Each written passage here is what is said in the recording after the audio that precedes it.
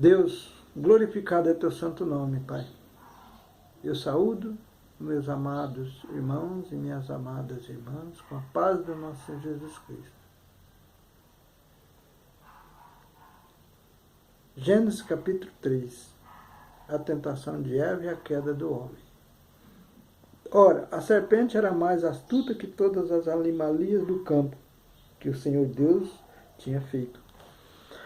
E esta disse à mulher: é assim que Deus disse, não comereis de toda a árvore do jardim? E disse a mulher à serpente: do fruto da árvore do jardim comeremos. Mas do fruto da árvore que está no meio do jardim, disse Deus: não comereis dele, nem tocareis, para que não morrais.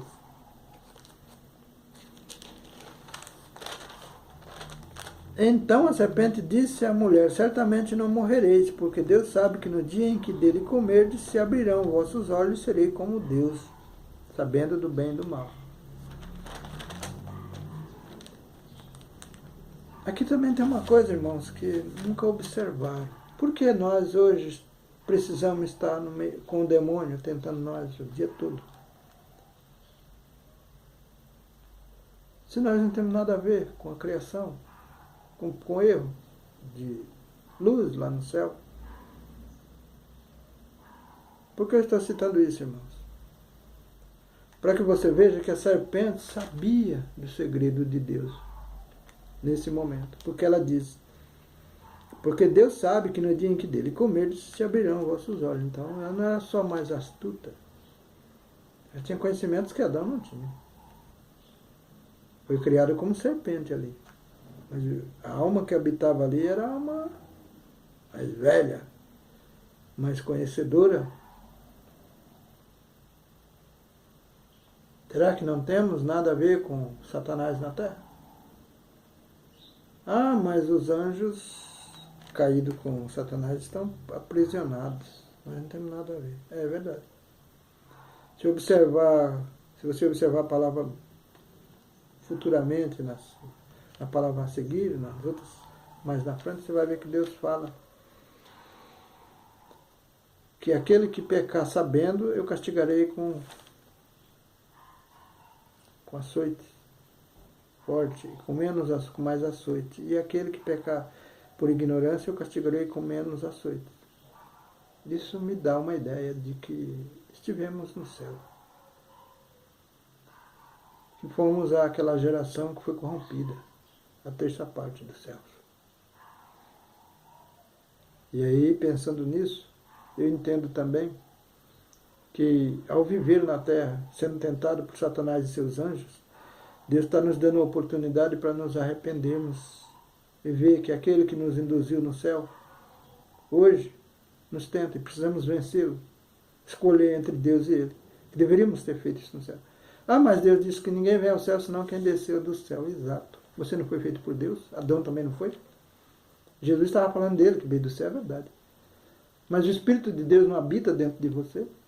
O homem morrerá, do pó foi criado e ao pó voltará a carne. O Espírito segue para Deus e a alma segue para o julgamento. Mostrando que o Espírito que está dentro de nós, além do sopro de vida que Deus pôs, o Espírito que habita em nós é incorruptível. Isso é incorruptível porque veio de Deus. Então volta para o céu, volta para Deus. Há coisa do céu que veio do céu dentro de nós, dentro do homem, dentro da carne, que vai voltar para o pó. E veio do céu, porque veio de Deus. Está vendo que a gente tem recebido migalha dos pregadores, talvez por ignorância, mas está na hora da gente aprender um pouco mais, crescer em espírito e verdade, pensar um pouco mais da nossa responsabilidade na terra. Por que somos tentados por Satanás? Ah, mas Deus criou, então agora não tinha como permitir separar a criação santa da criação que pecou. Adão pecou porque foi induzido por alguém que já conhecia alguma coisa. Porque ele colocou, certamente saberá, a serpente colocou aqui, certamente Deus saberá que você conhecerá as coisas que ele conhece, saberá do bem e do mal, então não morrerás. Tentando o homem, assim como foi no céu. Somos responsáveis pelo nosso sofrimento. Somos os que fomos corrompidos no céu. Quando Deus chamou Adão Jesus fala que o anjo que Lúcifer e seus anjos foram lançados no abismo. Está dizendo que os anjos são os governantes, são os homens, os espíritos, as almas, os anjos que estavam no céu, que tinham a responsabilidade de governar sobre as demais almas. Tanto é que o pastor na igreja hoje é chamado de anjo. O pastor é o anjo da igreja. Está vendo? Ele tem responsabilidade sobre os demais. Ele é líder espiritual. Tem responsabilidade de nos ensinar sobre a palavra, chamado de anjo. No céu não só existia luz e os anjos, não. Existiam os que eram governados por ele. Ele governava a terça parte do céu, ele e seus anjos. Se refletirmos melhor sobre a Bíblia, vamos perceber que tem muita coisa que estamos deixando passar despercebida. Claro, irmão, não tenha como absoluto os meus conhecimentos, não. É só um conhecimento de um pecador que resolveu observar a Bíblia. Você tem seu livre-arbítrio para escolher a interpretação da Bíblia. O que eu estou tentando te dizer é que os pastores são nossos líderes espirituais, não nossos absolutos donos. Eles não têm poder de nos guiar os nossos pensamentos, o nosso livre-arbítrio, as nossas escolhas, não. Eles têm a responsabilidade de nos guiar espiritualmente, de nos orientar, de pegar a Bíblia, ler, interpretar ela e traduzir para nós. Interpretar seria entender a palavra, procurar entender em espírito e verdade. Traduzir seria nos explicar com detalhes o que eles aprenderam. É o que eu estou procurando fazer aqui. Por isso, se eu errar alguma coisa, me perdoe, porque sou pecador. Mas te convido a observar, porque pode ser que dessas explicações, e mais as coisas que eu conhecia do passado, das Bíblias antigas, possa te ajudar também a interpretar. Usar o seu livre-arbítrio e ler a Bíblia, porque ela não é para os pastores ler e nos ensinar. Só isso. Também é. Mas principalmente para que nós comparamos o que aprendemos com a Bíblia e tiramos o que é de melhor. E vendo a mulher que aquela árvore era agradável aos seus olhos, a árvore desejava para dar entendimento, tomou do seu fruto e comeu, e deu também a seu marido, e ele comeu dela. Hoje os pastores dizem assim, alguns, quem manda na minha casa é a mulher. Eu aqui na minha casa, e digo a alguns pastores, é os que eu conheço, quem manda na minha casa é Jesus Cristo. A minha esposa, ela administra a casa, porque a casa é só um bem. E minha esposa entendeu isso. E administra muito bem, inclusive a mim. Porque às vezes eu sou imprudente em algumas coisas e ela me orienta, me chama a atenção, me corrige quando eu estou errado, me ajuda. E eu às vezes reconheço, puxa, se você não falasse eu não teria me corrigido, teria ido para o caminho errado. Isso é administrar. E aí nossa casa se torna um lar. Minhas filhas entenderam isso, porque eu só tenho filhas mulheres. E hoje elas são minha alegria. Eu tenho certeza que é de Deus, que Deus as abençoou e colocou em lugares estratégicos da vida. E tudo que elas põem a mão, vence. É por isso a minha reverência para Deus. Então foram abertos os olhos de ambos e conheceram que estavam nus, e cozeram folha de figueira e fizeram para si aventais. Ora, vocês não sabiam nem que estava nu. E se as Bíblias antigas estavam corretas, eles não lavravam a terra, como ia conhecer folhas? Conhecer o cozimento e cozer as folhas para se vestir. Ah, irmão, você agora está querendo saber demais. Eu vou te mostrar mais na frente que isso aqui é uma discrepância, que isso aqui é uma mentira. Foram mudanças que fizeram na Bíblia para acomodar os interesses dos poderosos, daqueles que são nossos líderes. Você quer ver? E ouviram a voz do Senhor Deus que passeava no jardim pela viração do dia, ou seja, ao entardecer. E esconderam-se Adão e sua mulher da presença de Deus entre as árvores do jardim. Se eles tinham cozido folha e vestido, não estavam mais nus, não é? Poderiam se esconder porque Deus ia descobrir que, pensando eles na ignorância ainda, né? que eles tinham pecado, estavam vestidos. E Deus sabia que eles... Então seria justificável pensar assim. Mas não é isso que diz a palavra. Você quer ver onde é que está a discordância? Onde é que está a contradição dos homens que mudaram coisas da Bíblia? E chamou o Senhor Deus a Adão e disse-lhe: onde estás, Adão? E Adão disse, ele disse, ouvi a tua voz soar no jardim e temi, porque estava nu e escondi-me. Como alguém está nu se já está vestido com folha? Você está vendo? Estão vendo a contradição?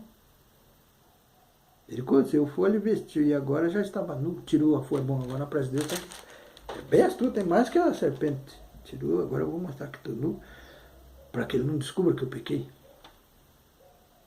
Aí, mas ficou com vergonha e se escondeu. Boa justificativa, né?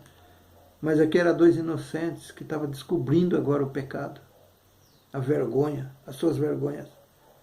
Não tinha tempo para pensar nessas coisas. A serpente, sim. Profunda conhecedora, não é? Mas o homem não, era inocente. Por isso, na sua inocência, disse: eu estava nu. Estou nu. Por isso, me senti envergonhado. Provando que não cozeram folha. E a partir daqui, Deus vai ensiná-los a cozer folha e se vestir. Talvez esteja nessa Bíblia aí, uma Bíblia nova, mas em algumas referências também diz que Deus ensinou que eles vestissem, cozessem folha e vestissem. Jogando por terra que eles escolheram cozer folha antes. Eles não sabiam disso. Foi Deus que os ensinou a se vestir. E disse Deus: quem te mostrou que estava nu? Comeste tu da árvore que te ordenei? Não comeste? Então disse Adão: a mulher que me deste por companheira, ela me deu da árvore e eu comi. E disse o Senhor Deus à mulher: por que fizeste isso? E disse a mulher: a serpente que me enganou e eu comi. Então o Senhor Deus disse à serpente: por quanto fizeste isto, maldita serás mais do que todas as bestas e mais do que todos os animais do campo. Sobre o teu ventre andarás e pó comerás todos os dias da tua vida. Alguns pregadores dizem assim. Tudo evolui. Como a serpente não evoluiu? Porque dizem também que a serpente andava, né? Andava, não.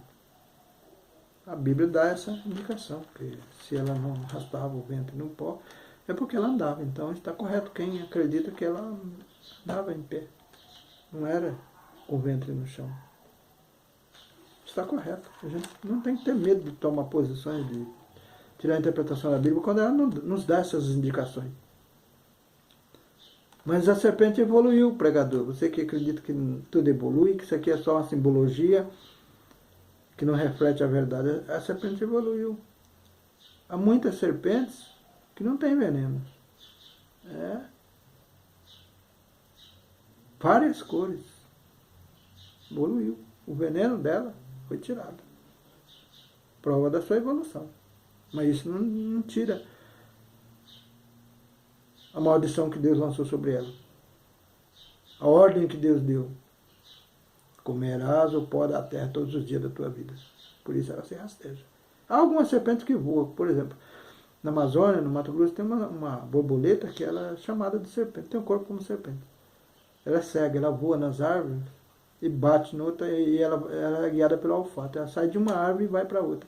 Ela só se cria naquelas árvores, porque as árvores ela chupa a seiva daquela árvore. As presas dela é exatamente feita proporcionalmente para se alimentar da seiva das árvores. E juntam várias. Quando aquela árvore seca, ela sai voando e pelo olfato ela encontra outra.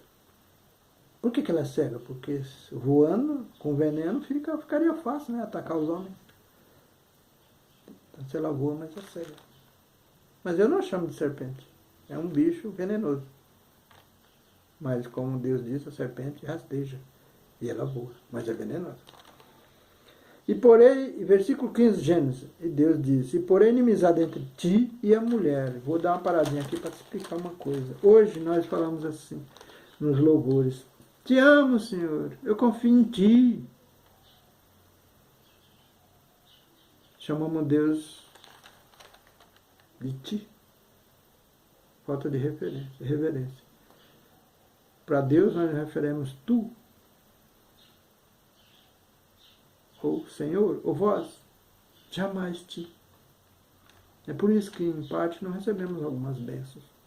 Porque pretendemos diminuir a reverência com Deus. Chamamos eles do jeito que queremos. Já não somos caridosos, não fazemos a vontade de Deus em muitas coisas e ainda mudamos a forma de nos expressar para Deus. Ah, mas fica bonitinho, porque no louvor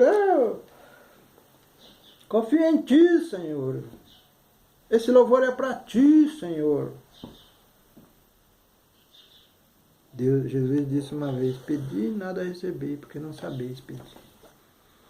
E ensinou o Pai Nosso aos discípulos. Ah, mas muitos evangélicos hoje não oram o Pai Nosso nas igrejas. É porque foi o discípulo que pediu. Mas não foi o Filho de Deus que ensinou? Se você diz que muitos pastores, ou os personagens bíblicos antigos eram orientados por Deus, não foi Deus que orientou os discípulos a pedir uma oração? Existe oração melhor do que a do Pai Nosso? Nos ensina a reverenciar a Deus, a como chegar até Deus. Mas nós queremos falar da nossa vontade, para sermos diferentes. Você quer ver uma coisa?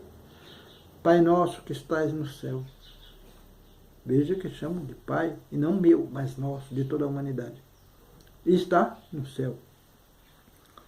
Em seguida, santificado é o teu santo nome, ou seja, o teu santo nome. Isso é ignorância humana, mas é o teu santo nome. Uma reverência, uma saudação. Pai nosso que estás no céu, santificado seja o vosso nome. Venha a nós a tua vontade, a vossa vontade. Venha a nós o vosso reino. Seja feita a tua vontade.